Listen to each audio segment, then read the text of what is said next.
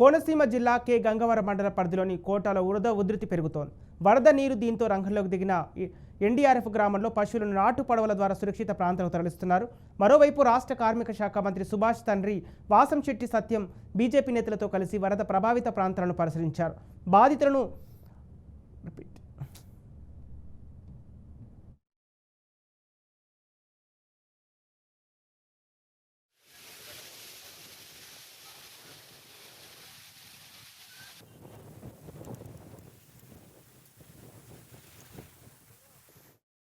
జిల్లా కె గంగవరం మండల పరిధిలోని కోటలో వరద ఉధృతి పెరిగింది.